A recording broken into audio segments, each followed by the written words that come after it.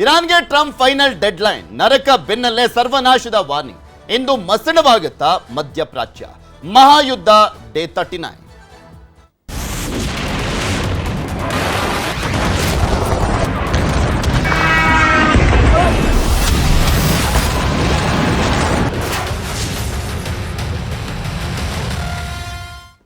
Iran ಮೇಲೆ ಭೀಕರ ದಾಳಿಗೆ ಕೌಂಟ್ ಡೌನ್ ಶುರುವಾಗಿದೆ. ಇಂದು ರಾತ್ರಿ 8ರವರೆಗೆ ಇರಾನ್ಗೆ ಟ್ರಂಪ್ ಡೆಡ್ಲೈನ್ ಅನ್ನ ಕೊಟ್ಟಿರುವಂತದ್ದು. ಇರಾನ್ಗೆ ಮತ್ತೊಂದು ಎಚ್ಚರಿಕೆಯನ್ನ ಕೊಟ್ಟಿರುವಂತದ್ದು ಇಸ್ರೇಲ್. ಈ ಕಡೆ ಅಮೆರಿಕ ಎಚ್ಚರಿಕೆ ಕೊಡ್ತಾ ಇದೆ, ಹಾಗೆ ಇಸ್ರೇಲ್ ಕೂಡ ಎಚ್ಚರಿಕೆಯನ್ನ ಕೊಡ್ತಾ ಇದೆ. ರೈಲುಗಳಲ್ಲಿ ಸಂಚರಿಸದಂತೆ ಇರಾನ್ ಜನರಿಗೆ ಎಚ್ಚರಿಕೆಯನ್ನ ಕೊಡಲಾಗಿದೆ. ರೈಲುಗಳಲ್ಲಿ ಓಡಾಡಬೇಡಿ ಅಂತ, ಅಂದ್ರೆ ಅದನ್ನು ಟಾರ್ಗೆಟ್ ಮಾಡ್ತಾ ಇದ್ದಾರೆ ಅಂತ ಅರ್ಥ. ರೈಲು ಹಳಿಗಳ ಬಳಿಯೂ ಕೂಡ ಇರದಂತೆ ಜನರಿಗೆ ಸೂಚನೆಯನ್ನ ಕೊಡಲಾಗಿದೆ. ರೈಲು ಹಳಿ ಬಳಿನೂ ಇರಬೇಡಿ, ರೈಲಲ್ಲೂ ಓಡಾಡಬೇಡಿ ಅಂತ. ಇರಾನ್ನ ರೈಲುಗಳ ಮೇಲೆ ದಾಳಿ ಮಾಡುತ್ತಾ ಇಸ್ರೇಲ್. ಏರ್ಪೋರ್ಟ್, ಬಸ್ ನಿಲ್ದಾಣಗಳಲ್ಲೂ ಕೂಡ ದಾಳಿಗೆ ಸಿದ್ಧತೆಯನ್ನ ಮಾಡಿಕೊಂಡಂತೆ ಕಾಣಿಸ್ತಾ ಇದೆ. ವಿದ್ಯುತ್, ನೀರಿನ ಘಟಕಗಳು, ತೈಲ ಘಟಕಗಳನ್ನ ಟಾರ್ಗೆಟ್ ಮಾಡಲಾಗಿದೆಯಾ? ಮೂಲ ಸೌಕರ್ಯಗಳ ಮೇಲೆ ದಾಳಿಯನ್ನು ಮಾಡ್ತೀವಿ ಅಂತ ಹೇಳ್ತಾ ಇದ್ರು ಟ್ರಂಪ್. ಅದೇ ರೀತಿಯಾಗಿ ದಾಳಿ ಆಗುತ್ತಾ? ಇರಾನ್ ಮೇಲೆ ಜಂಟಿ ದಾಳಿಗೆ ಅಮೆರಿಕ ಇಸ್ರೇಲ್ ಸಿದ್ಧತೆಯನ್ನ ಮಾಡ್ಕೊಳ್ತಾ ಇದೆ. ಸರ್ವನಾಶದ ಎಚ್ಚರಿಕೆಯನ್ನ ಕೊಟ್ಟಿರುವಂತದ್ದು ಅಮೆರಿಕ ಅಧ್ಯಕ್ಷ.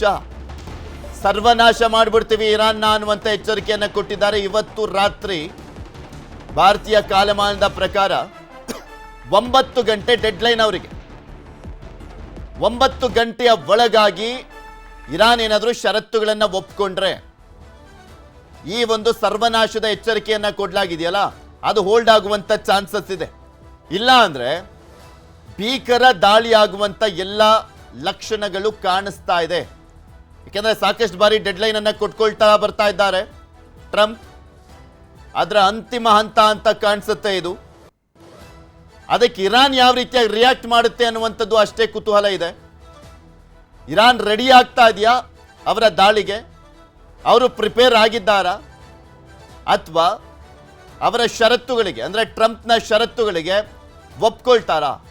ಆಗಬಹುದಾದಂಥ ಒಂದು ಭೀಕರ ದಾಳಿಯನ್ನ ತಡೆಯಲಾಗತ್ತಾ? ಈ ಪ್ರಶ್ನೆ ಇದೆ.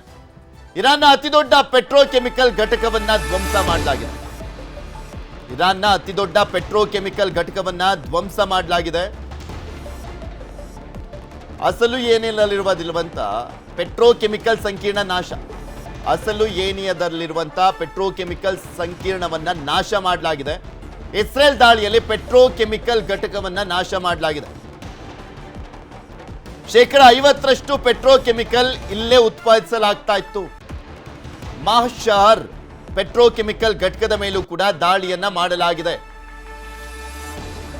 ಅಸಲುಯೆ ಮತ್ತು ಮಾಹ್ಶಹರ್ ಮೇಲಿನ ಇಸ್ರೇಲ್ ದಾಳಿಯಿಂದ ಪೆಟ್ರೋಕೆಮಿಕಲ್ ಉತ್ಪಾದನೆಯ 85% ನಾಶವಾದಂತಾಗಿದೆ. ಆ ಪ್ರೊಡಕ್ಷನ್ನೇ ನಾಶ ಆದಂತಾಗಿದೆ. 85% ನಾಶ ಆದಂತಾಗಿರುವಂಥದ್ದು. ದಾಳಿಯನ್ನ ಮಾಡಲಾಗಿದೆ. ಆ ದಾಳಿಯ ದೃಶ್ಯಾವಳಿಗಳು ಕೂಡ ಬರ್ತಾ ಇದ್ದಾವೆ. ಭೀಕರ ದಾಳಿಗೂ ಮುನ್ನನೂ ಮತ್ತಷ್ಟು ದೊಡ್ಡ ಹೊಡೆತವನ್ನ ಕೊಡುವಂತ ಕೆಲಸವನ್ನ ಮಾಡಲಾಗ್ತಾ ಇದೆ. ಭೀಕರ ದಾಳಿಗೂ ಮುಂಚೆ ಇರಾನ್ ಮತ್ತಷ್ಟು ತತ್ತರಿಸುವಂತೆ ಮಾಡಲಾಗ್ತಾ ಇರುವಂಥದ್ದು ಇಸ್ರೇಲ್ ಮತ್ತು ಅಮೆರಿಕಾದಿಂದ. ಒಂದ್ ಕಡೆ ನಿರಂತರವಾಗಿ ದಾಳಿ, ಮತ್ತೊಂದ್ ಕಡೆ ಡೆಡ್ಲೈನ್ ಅನ್ನ ಕೊಡಲಾಗಿದೆ.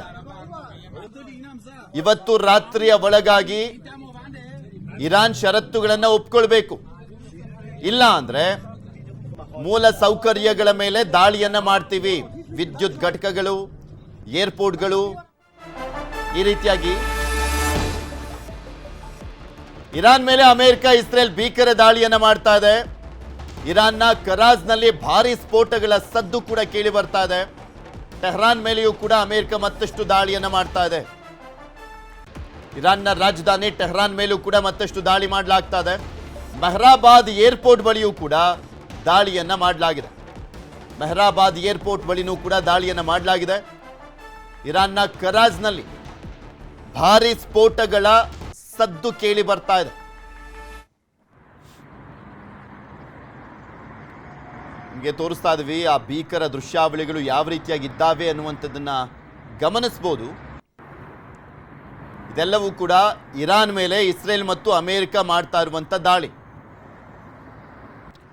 ಇರಾನ್ ಬೆಂಬಲಿತ ಹೆಜ್ಬುಲ್ಲಾಗಳ ಮೇಲೂ ಕೂಡ ದಾಳಿಯನ್ನ ಮಾಡಲಾಗ್ತಾ ಇದೆ. ಇಸ್ರೇಲ್ ಅಟ್ಯಾಕ್ ಅನ್ನ ಮಾಡ್ತಾ ಇದೆ. ಇರಾನ್ ಬೆಂಬಲಿತ ಹೆಜ್ಬುಲ್ಲಾಗಳ ಮೇಲೂ ಕೂಡ ದಾಳಿಯನ್ನ ಮಾಡಲಾಗ್ತಾ ಇದೆ. ಉಗ್ರ ಸಂಘಟನೆ ಲೆಬನಾನ್ನ ಹಲವು ಗ್ರಾಮಗಳ ಮೇಲೆ ಇಸ್ರೇಲ್ ಅಟ್ಯಾಕ್ ಅನ್ನ ಮಾಡ್ತಾ ಇದೆ. ಲೆಬನಾನ್ ಮತ್ತೆ ಇರಾನ್ ಇದೆರಡೂ ದೇಶಗಳ ಮೇಲೆ ಕಂಟಿನ್ಯೂಸ್ಲಿ ಇಸ್ರೇಲ್ ದಾಳಿಯನ್ನ ಮಾಡ್ತಾನೆ ಇದೆ, ಯುದ್ಧ ಆರಂಭ ಆದಾಗಿನಿಂದಲೂ. ಏಕೆಂದ್ರೆ ಇರಾನ್ಗೆ ಬೆಂಬಲವಾಗಿ ನಿಂತ್ಕೊಂಡಿರುವಂಥದ್ದು ಹಿಜ್ಬುಲ್ಲಾ, ಹೌತಿ, ಹಮಾಸ್ ಇವರೆಲ್ಲ ಇರಾನ್ ಸಾಕ್ತಾ ಇದೆ ಈ ಉಗ್ರ ಸಂಘಟನೆಗಳನ್ನ.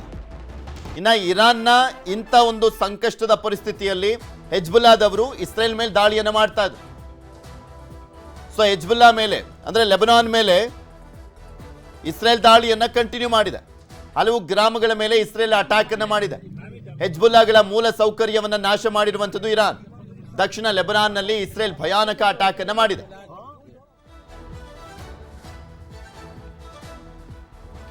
ಇದೆಲ್ಲದ್ರ ಬಗ್ಗೆನೂ ಕೂಡ ಮತ್ತಷ್ಟು ಮಾಹಿತಿಯನ್ನ ಕೊಡ್ತಾ ಹೋಗ್ತಾರೆ ನಮ್ಮ ಪ್ರತಿನಿಧಿ ನ್ಯೂಸ್ ಎಡಿಟರ್ ಆಗಿರುವಂತ ಡಾಕ್ಟರ್ ರಮೇಶ್ ಕುಮಾರ್ ಜೋಲ್ದಾಳ್ ನೇರ ಸಂಪರ್ಕದಲ್ಲಿ ಜಾಯ್ನ್ ಆಗಿದ್ದಾರೆ. ರಮೇಶ್, ಈಗ ಆಲ್ರೆಡಿ ಇರಾನ್ನಲ್ಲಿ ರೈಲಲ್ಲಿ ಓಡಾಡಬೇಡಿ, ರೈಲು ಹಳಿಗಳ ಪಕ್ಕನೂ ಕೂಡ ಇರಬೇಡಿ, ಏರ್ಪೋರ್ಟ್ನಲ್ಲೂ ಕೂಡ ಎಚ್ಚರಿಕೆಯಿಂದ ಇರಬೇಕು, ಅಲ್ಲೂ ಕೂಡ ಯಾರು ಹೋಗಬೇಡಿ ಅಂತ ಹೇಳ್ತಾ ಇದ್ದಾರೆ. ಅಂದ್ರೆ ಮೇನ್ ಆಗಿ ಎಲ್ಲೆಲ್ಲಿ ಜನ ಸೇರ್ತಾರೆ, ಹೆಚ್ಚಿನದಾಗಿ ಜನ ಎಲ್ಲೆಲ್ಲಿ ಯಾವುದ್ರಲ್ಲೆಲ್ಲ ಓಡಾಡ್ತಾರೆ, ಅದೆಲ್ಲವನ್ನೂ ಕೂಡ ಟಾರ್ಗೆಟ್ ಮಾಡುವಂತ ಮುನ್ಸೂಚನೆನ ಈ ರೀತಿಯಾಗಿ ಇಸ್ರೇಲ್ ಎಚ್ಚರಿಕೆಯನ್ನ ಕೊಡ್ತಾ ಇದೆ ಅನ್ನುವಂಥದ್ದು ನೋಡೋದಾದ್ರೆ, ಅದರ ಜೊತೆಗೆ ಅಮೆರಿಕ ಕೊಟ್ಟಿರುವಂತ ಡೆಡ್ ಲೈನ್ ಇವತ್ತು ರಾತ್ರಿ ಮುಗಿಯುತ್ತೆ. ಸೊ ಇರಾನ್ ಪರಿಸ್ಥಿತಿ ಹೇಗಿದೆ ಇವಾಗ? ಅವ್ರು ಏನಾದ್ರು ಒಪ್ಕೊಳ್ಳುವಂತ ಚಾನ್ಸಸ್ ನಡೀತಾ ಇದೆಯಾ? ಹಿಂಬಾಗಿಲಿಂದ ಏನಾದ್ರು ಮಾತುಕತೆಯನ್ನ ಮಾಡ್ಲಾಗ್ತಾ ಇದೆಯಾ? ಅಥವಾ ಅವ್ರು ಹೆಂಗಾದ್ರೂ ಮಾಡ್ಲಿ, ನಾವು ಕೂಡ ಸುಮ್ಮನಿರೋದಿಲ್ಲ ಅನ್ನುವಂಥ ನಿಟ್ಟಿನಲ್ಲಿ ಇರಾನ್ ಎದೆಗಾರಿಕೆಯನ್ನ ತೋರಿಸ್ತಾ ಇದೆಯಾ? ಪೃಥ್ವಿ, ಈ ಕ್ಷಣದವರೆಗೂ ಇರಾನ್ ಸಂಧಾನಕ್ಕೆ ಬಗ್ಗುವಂತಹ ಯಾವುದೇ ಲಕ್ಷಣಗಳು ಕಾಣಿಸ್ತಾ ಇಲ್ಲ. ಅಮೆರಿಕ ಮತ್ತು ಇಸ್ರೇಲ್ ಏನೇ ಜಂಟಿ ದಾಳಿಯನ್ನು ಮಾಡಿದರೂ ಕೂಡ ನಾವು ಅದನ್ನೆಲ್ಲವನ್ನು ಕೂಡ ಸಮರ್ಥವಾಗಿ ಎದುರಿಸ್ತೀವಿ ಅಂತಕ್ಕಂಥದ್ದು ಈ ಕ್ಷಣಕ್ಕೂ ಕೂಡ ಅಲ್ಲಿನ ಸೇನಾಧಿಕಾರಿಗಳು ಮತ್ತು ಇತರ ರಾಜತಾಂತ್ರಿಕ ನಿಪುಣರಿಂದ ಮಾಹಿತಿಗಳು ಹೊರಬರ್ತಕ್ಕಂಥದ್ದು. ಹೌದು, ಯಾವುದೇ ಕಾರಣಕ್ಕೂ ನಿಲ್ಲಿಸಲ್ಲ, ನಾವು ಎದುರಿಸ್ತೀವಿ ಅಂತಿದ್ದಾರೆ. ಆದರೆ ಟ್ರಂಪ್ ಹೇಳ್ತಾ ಇದ್ದಾರೆ, ನೋಡಿ ಡೆಡ್ಲೈನಿಂಗ್ನ ಟೈಮ್ ಇದೆ, ಅಷ್ಟರೊಳಗೆ ಏನಾದರೂ ಒಂದು ಕನ್ವಿನ್ಸ್ ಬಂದ್ಬಿಟ್ಟು ನೀವು ಸಂಧಾನಕ್ಕೆ ಬಂದರೆ ಓಕೆ ಅಂತಿದ್ರೆ. ಆದರೆ ಇರಾನ್ ಒಪ್ತಾ ಇಲ್ಲ. ಈ ಕಾರಣಕ್ಕಾಗಿ ಪ್ರಮುಖವಾಗಿ ರೈಲ್ವೆ ನಿಲ್ದಾಣಗಳನ್ನು ಮತ್ತೆ ಟಾರ್ಗೆಟ್ ಮಾಡ್ತಾ ಇದೆ ಇಸ್ರೇಲ್. ಇನ್ನೊಂದು ಕಡೆ ವಿಮಾನ ನಿಲ್ದಾಣಗಳು, ಆಯಿಲ್ ಬಂಕರ್ಗಳು, ಆಯಿಲ್ ಸಂಸ್ಕರಣಾ ಘಟಕಗಳಿದೆ. ಮತ್ತು ಹೀಗಾಗಿ ಸಾಕಷ್ಟು ಕಡೆ ಎಲ್ಲೆಲ್ಲಿ ಜನಸಂದಣಿ ಪ್ರದೇಶ ಇದೆ ಮತ್ತು ಪ್ರಮುಖ ಕಟ್ಟಡಗಳೇನಿದೆ ಅದನ್ನೆಲ್ಲ ಟಾರ್ಗೆಟ್ ಮಾಡಿ ಅಮೆರಿಕ ಮತ್ತು ಇಸ್ರೇಲ್ ಆಲ್ಮೋಸ್ಟ್ ಲಿಸ್ಟ್ ಔಟ್ ಮಾಡ್ದಂಗೆ ಕಾಣಿಸ್ತಾ ಇದೆ. ಆಲ್ಮೋಸ್ಟ್ ಏರಿಯಲ್ ಸ್ಟ್ರೈಕ್ ಮಾಡುತ್ತೆ. ಏರಿಯಲ್ ಸ್ಟ್ರೈಕಿಗೆ ಬೇಕಾದಂಥ ಎಲ್ಲ ಸಿದ್ಧತೆಗಳನ್ನ ಮಾಡಿ ಇಟ್ಕೊಂಡಿದ್ದಾರೆ. ಇನ್ನೊಂದು ಕಡೆ ಸಂಧಾನದ ಪ್ರಯತ್ನ ಕೂಡ ಆಗ್ತಾ ಇದೆ. ಈಜಿಪ್ಟು, ಟರ್ಕಿ ಮತ್ತು ಪಾಕಿಸ್ತಾನ 3 ದೇಶಗಳು. ಇನ್ ಕೇಸ್ ಏನಾದರೂ ಸಂಧಾನಕ್ಕೆ ಏನಾದರೂ ಒಪ್ಪಿದರೆ 45 ದಿನ ಕದನ ವಿರಾಮ ಆಗುತ್ತೆ ಅಂತಿದ್ದಾರೆ. ಆದರೆ ಇರಾನ್ ಒಪ್ಪುವಂಥ ಚಾನ್ಸಸ್ ತುಂಬ ಕಡಿಮೆ ಇದೆ. ಹಾಗಾಗಿ ಭಾರತೀಯ ಕಾಲಮಾನ ಪ್ರಕಾರ ನಾಳೆ ಬೆಳಗ್ಗೆ 5:30 ಅಷ್ಟೊತ್ತಿಗೆ ಡೆಡ್ಲೈನ್ ಮುಗಿಯುತ್ತೆ. ಅಷ್ಟರೊಳಗಡೆ ಇರಾನ್ ಏನಾದರೂ ಒಪ್ಪಿದರೆ ಇರಾನ್ ಏನಾದರೂ ಒಪ್ಪಿದರೆ ಇಸ್ರೇಲ್ ಮತ್ತು ಅಮೆರಿಕ ಒಂದಿಷ್ಟು ದಾಳಿಯನ್ನು ಸದ್ಯಕ್ಕೆ ಸ್ಟಾಪ್ ಮಾಡುವಂಥ ಸಾಧ್ಯತೆ ಇದೆ. ಆದರೆ ಸಂಧಾನಕ್ಕೆ ಒಪ್ಪುವಂತಹ ಯಾವುದೇ ಲಕ್ಷಣಗಳಿಲ್ಲ, ಎಲ್ಲವನ್ನು ಎದುರಿಸ್ತೀವಿ ಅಂತಿದ್ದಾರೆ. ಇಸ್ರೇಲ್ ಇವತ್ತು ಒಂದಿಷ್ಟು ದಾಳಿಯನ್ನು ಜಾಸ್ತಿ ಮಾಡಿದೆ. ಡೆಡ್ಲೈನ್ ಹತ್ರ ಬರ್ತಿದ್ದಂಗೆ ದಾಳಿಯನ್ನು ಜಾಸ್ತಿ ಮಾಡಿದೆ. ಆ ದಾಳಿಯನ್ನು ಹತ್ತಿಕ್ಕುವಂಥ ಪ್ರಯತ್ನವನ್ನು ಇರಾನ್ ಮಾಡ್ತಾ ಇದೆ. ಬಹುತೇಕ ಡ್ರೋನ್ಗಳನ್ನ ಯೂಸ್ ಮಾಡ್ತಾ ಇದೆ. ಇವತ್ತು ಸ್ವಲ್ಪ ಮಿಸೈಲ್ಸ್ನ ಯೂಸ್ ಮಾಡೋದು ಕಡಿಮೆ ಆಗಿದೆ. ಹೀಗಾಗಿ ದಾಳಿ ಎದುರಿಸೋದಕ್ಕೆ ಇರಾನ್ ಏಕಾಏಕಿ ಎಲ್ಲ ರೀತಿಯಲ್ಲಿ ಸಜ್ಜಾಗಿದೆ. ಆದರೆ ಡೆಡ್ಲೈನ್ಗೆ ಒಪ್ಕೊಳ್ಳುವಂಥ ಚಾನ್ಸಸ್ ಬಹುತೇಕ ಕಡಿಮೆ ಇದೆ. ಪೃಥ್ವಿ, ಓಕೆ, ಧನ್ಯವಾದ ರಮೇಶ್ ನಿಮ್ಮೆಲ್ಲ ಮಾಹಿತಿಗಾಗಿ.